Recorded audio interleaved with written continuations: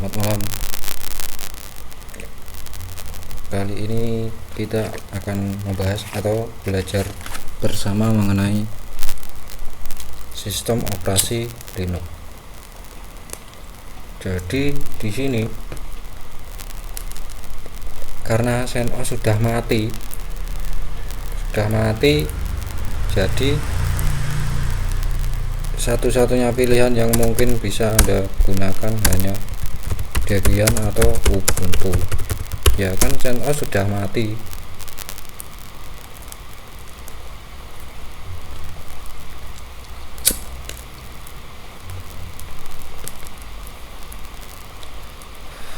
Maksud saya bukan mati tapi disuntik mati oleh Red Hat Enterprise Linux, dimana Red Hat itu sendiri merupakan source code yang digunakan oleh CentOS. Jadi awalnya memang CentOS itu dikembangkan atau dibuat dari source code Red Hat Enterprise Linux, namun tanpa ada trademark atau merek dagang, logo, dan lain sebagainya. Jadi mungkin tahun lalu Anda bisa menggunakan CentOS secara gratis karena memang tidak dipungut biaya sepeser pun jika Anda menggunakan CentOS. Dan saat ini yang sama persis adalah CentOS 7 dan CentOS 8. Baik CentOS 7 dan CentOS 8 adalah sama persis dengan Red Hat 7 dan Red Hat 8 dari sisi source code atau sumbernya dan binary-nya. Jadi binary-nya dan program-program yang diinstal benar-benar kompatibel, namun tidak dipungut biaya sepeser pun. Nah, jika Anda menggunakan Red Hat Enterprise Linux, Anda akan dikenai biaya sangat mahal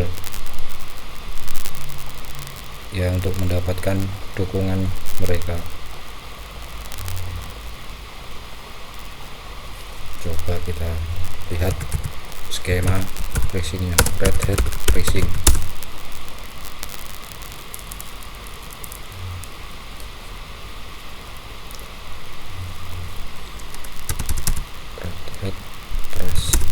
Jadi jika Anda tidak mempunyai uang sepeser pun, Anda lebih baik menggunakan Ubuntu atau Debian. Di samping karena benar-benar open source atau sistem operasi sumber terbuka. Red Hat POS.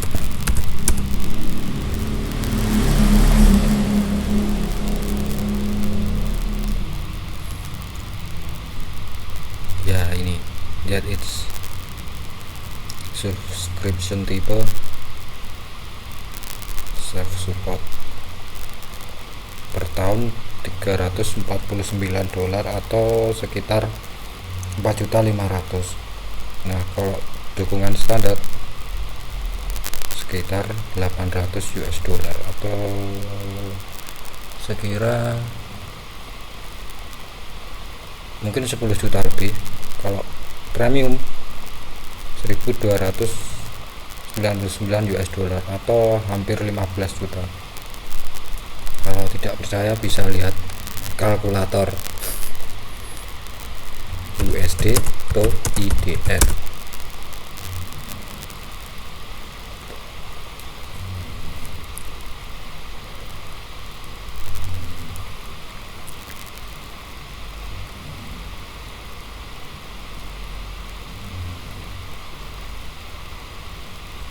Sorry, kok bukanya ke Amazon.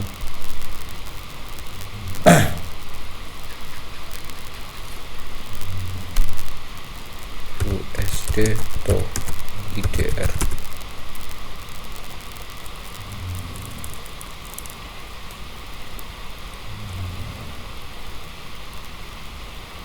Nah, $1 sekarang 14.000, tinggal kalikan saja itu, tinggal dikalikan.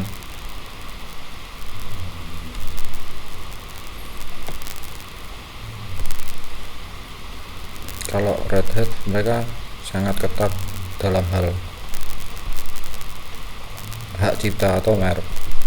Jadi merek mereka sangat ketat dan fokusnya mungkin tidak sekedar uang namun juga dukungan, karena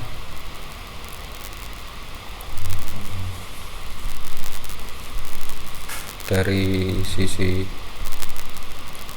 penggunaan Red Hat ekosistemnya lebih stabil katanya, namun karena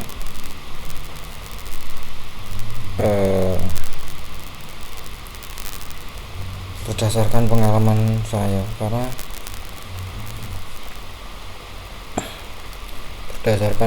saya, sejauh ini dimana saya menggunakan CentOS. Dulu kan CentOS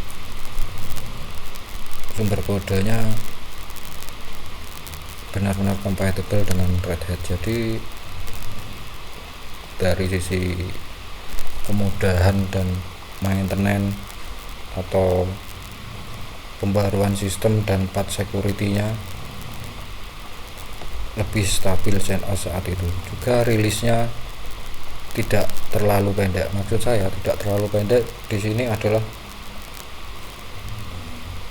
tidak tiap minggu atau terlalu cepat. Jadi ada pembaruannya biasanya setiap 6 bulan sekali.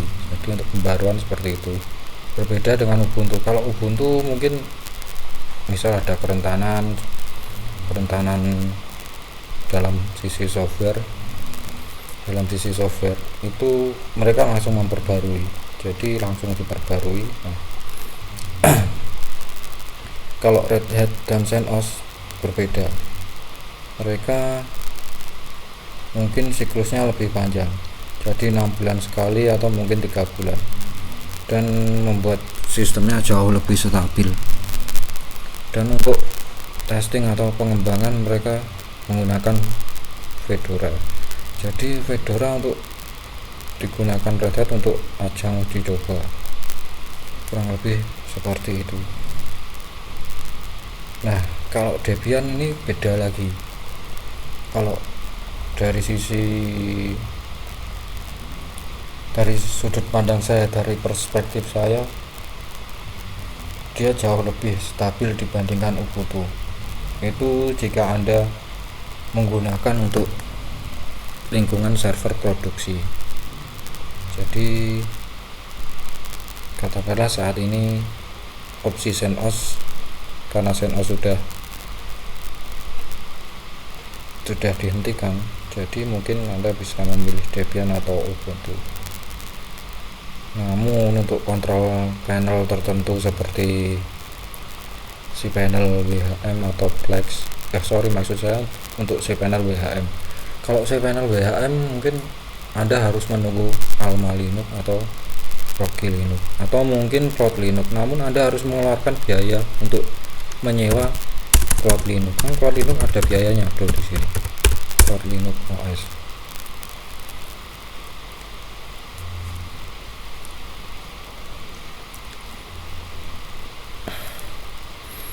Nah, di sini ada biayanya untuk Cloud Linux.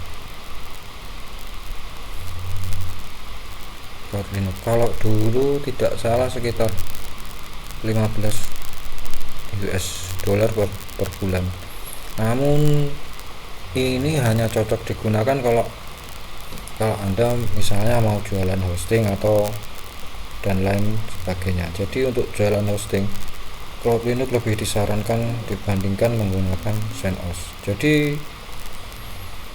dari sisi restriksi atau pembatasan, Cloud Linux jauh lebih ketat dibandingkan menggunakan CentOS. Jadi user tidak akan bisa menggunakan sumber daya yang melebihi user lainnya. Jadi setiap pengguna karena restriksinya maksud saya restriksinya lebih ketat, jadi pengguna di lingkungan cloud hosting tidak akan bisa menggunakan sumber daya secara berlebihan.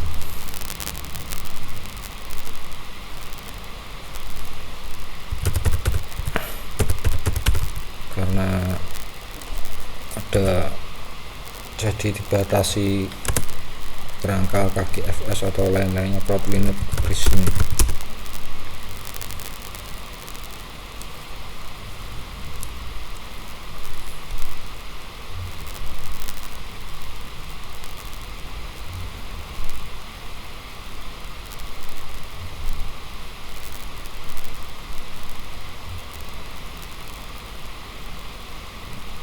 Jadi misalnya Anda ingin jualan syarat hosting, itu sebaiknya menggunakan Cloud Linux dibanding menggunakan CentOS. Nah, untuk biayanya seperti ini.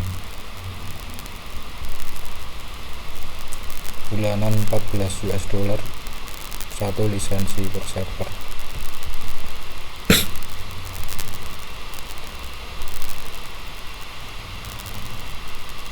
Kalau saya biasanya lebih condong ke CentOS karena memang fokusnya tidak di lingkungan syarat hosting. Jadi fokus saya bukan perjualan syarat hosting, namun hanya mengkonfigurasi server untuk teman-teman saya. Jadi teman-teman saya yang butuh server saya konfigurasi dengan Cloud Linux atau mungkin maksud saya dengan CentOS atau mungkin Debian atau Ubuntu. Jadi kalau dari sudut pandang saya yang paling cocok hanya 4 itu, CentOS, Ubuntu atau Debian atau Fedora. Tapi Fedora tidak terlalu direkomendasikan untuk penggunaan untuk lingkungan server produksi. Justru saya lebih condong ke Debian atau Ubuntu dan CentOS. Nah, sayangnya untuk kali ini CentOS sudah tidak lagi di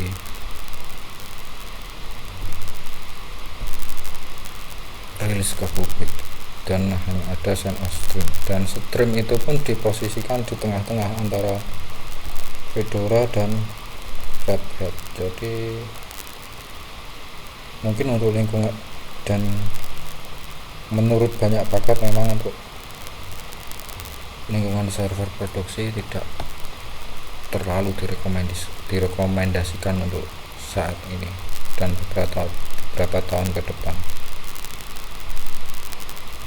Jadi saran saya hanya menggunakan Ubuntu, Debian, Fedora atau FreeBSD. Kalau saya lebih condong ke Debian atau Ubuntu dengan perintah-perintah dasar apt atau apt-get.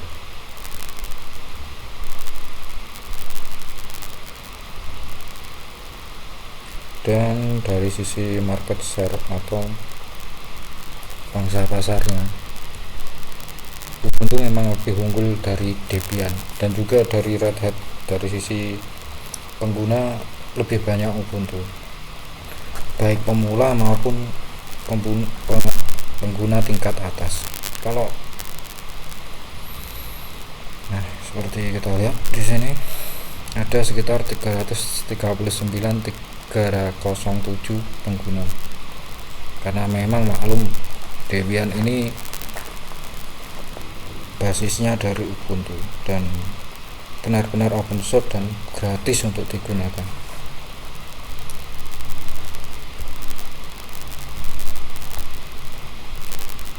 Dan dari sisi geografi, lokasi atau di mana user itu menggunakan,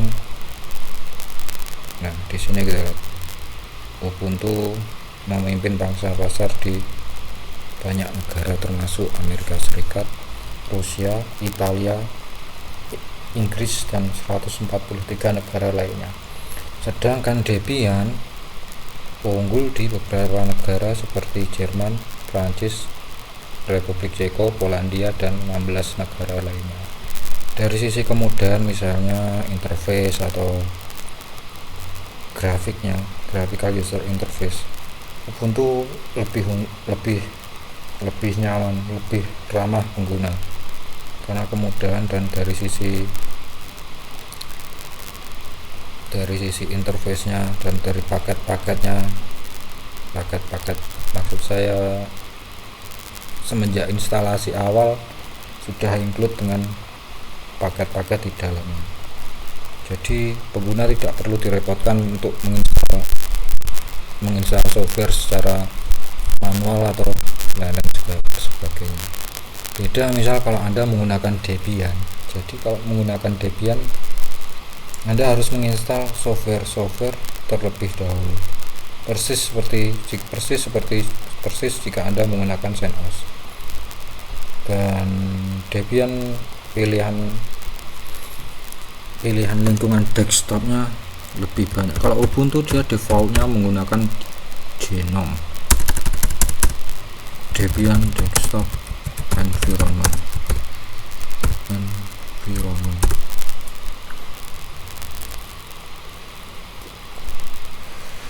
Default biasanya menggunakan Genome, namun ada banyak pilihan seperti KDE, Cinnamon atau Met. Jadi pilihannya lebih banyak Debian. Kalau saya dari sisi desktop environment tidak terlalu mempermasalahkan untuk saat ini. Yang penting bisa dipakai, atau XFCE.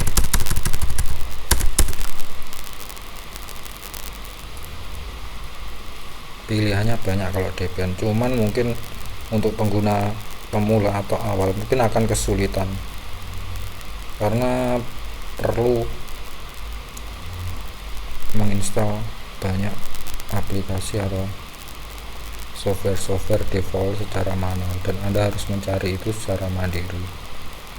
Nah, untuk desktop environment-nya ada Genome, Plasma, XFCE, LXDE, Met, dan mungkin KDE, dan banyak desktop environment lainnya yang tidak disebutkan di situs resmi Debian ORG ini.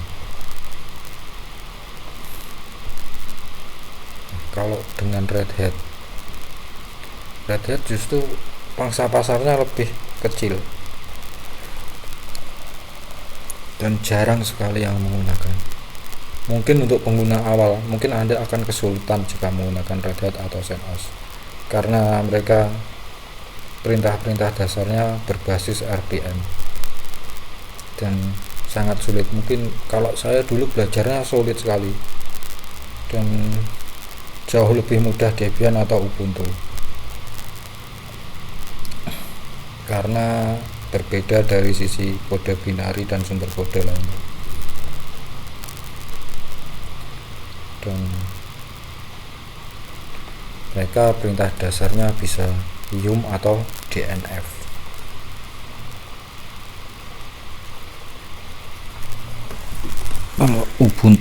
Kalau Ubuntu dan Debian lebih mudah karena paket-paketnya tersedia lebih banyak. Maksud saya repositori softwarenya lebih banyak dibandingkan dengan Red Hat dan CentOS.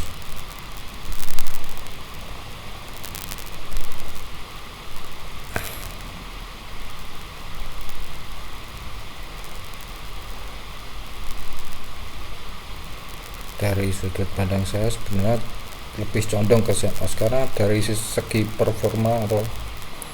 segi performa server memang lebih bagus menggunakan CentOS atau Red Hat. Cuman kalau menggunakan Red Hat Anda harus membayar biaya dukungan dari support Red Hat, dan itu memang tidak murah. Di Indonesia Red Hat juga digunakan, tapi setahu saya sangat sedikit sekali yang menggunakan Red Hat, dan kebanyakan perusahaan hosting menggunakan Cloud Linux. Sama-sama mengalami, tapi mereka lebih memilih Cloud Linux karena setahu saya Cloud Linux basisnya dibangun dari CentOS. Jadi berbasis komunitas, dan memang dimiliki oleh komunitas dibandingkan perusahaan. Nah, kalau Ubuntu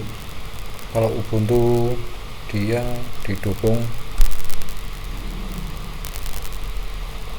Canonical, perusahaan nirlaba yang bermarkas di Inggris. Jadi mereka perusahaan nirlaba bermarkasnya di Inggris, jadi seperti itu. Namun Ubuntu tetap gratis karena Canonical, saya tidak tahu untuk Canonical entah mereka mendapatkan uangnya dari mana,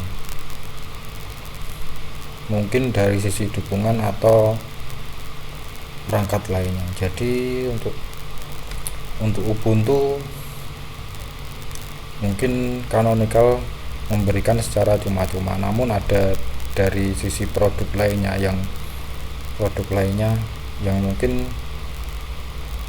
pengguna harus membayar. Jadi sistem operasinya memang gratis, tapi ada mungkin pekerjaan lain yang membuat pengguna harus mengeluarkan uang ke Canonical.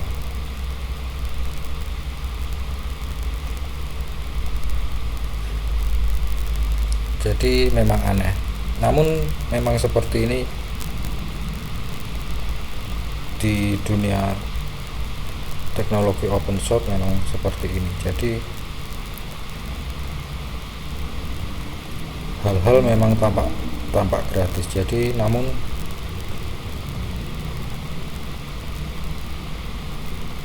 dari maksud saya dari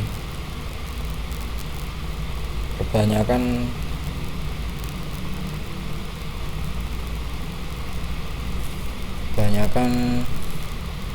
maksud saya dari, jadi memang lingkungan open source kebanyakan memang gratis, dan itulah yang membuat open source menyenangkan dibandingkan jika Anda menggunakan Windows.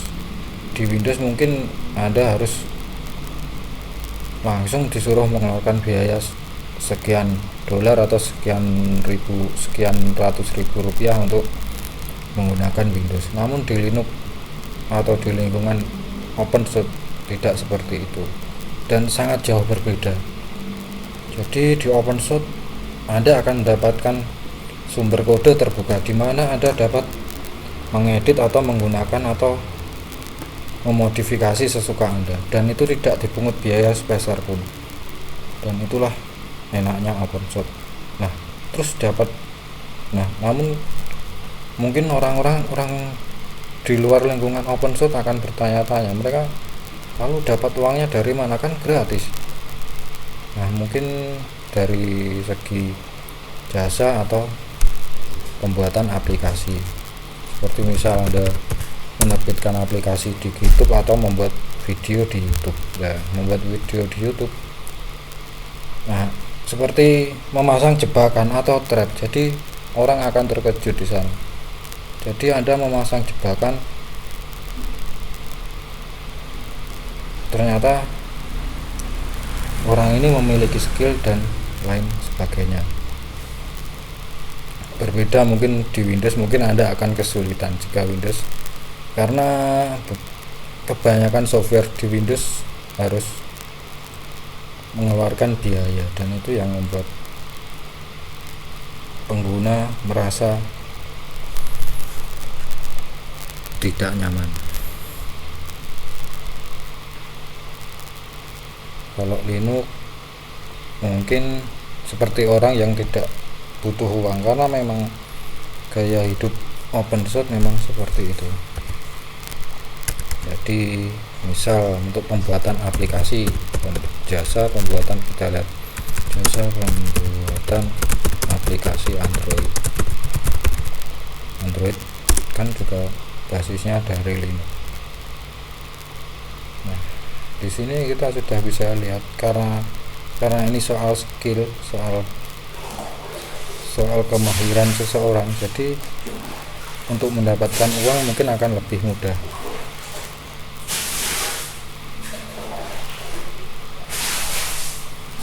jadi seperti ada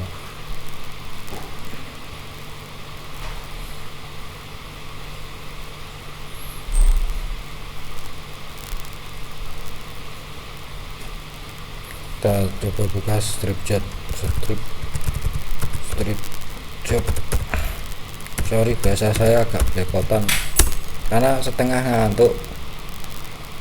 Strip job.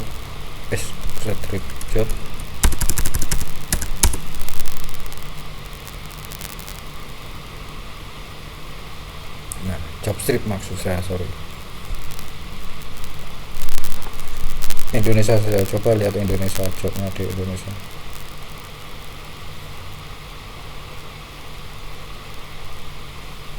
Di sini banyak perusahaan-perusahaan yang menawarkan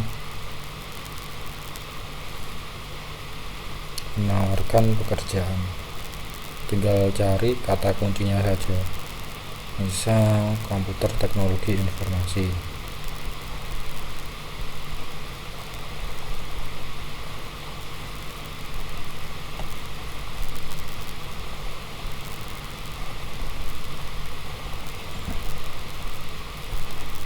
Admin jaringan atau sistem atau database, perangkat lunak, software atau hardware. Kalau saya orang hardware dan juga software.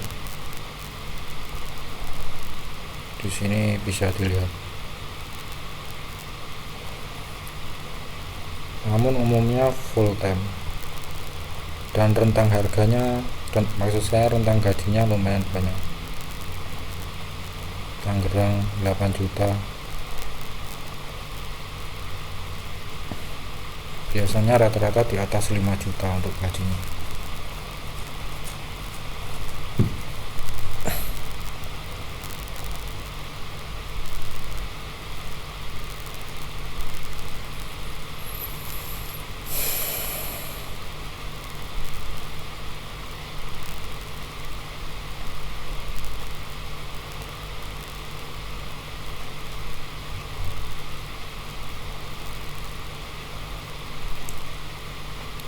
Kalau saya mungkin berbeda dengan pengguna Linux lainnya. Kalau pengguna Linux lainnya mungkin lebih cocok menggunakan OS yang baru seperti yang OS norak seperti Pop OS atau mungkin lain-lain sebagainya. Mungkin terdengar kurang familiar.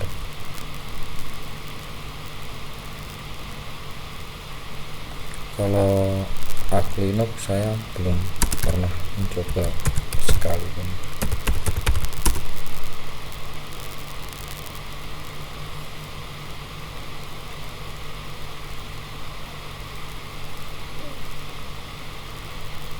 Atau mungkin OpenSUSE juga cukup bagus mungkin untuk lingkungan desktop PC atau laptop. Cuman dukungannya lebih pendek, sekitar 3 tahun atau 1 tahun setahu saya.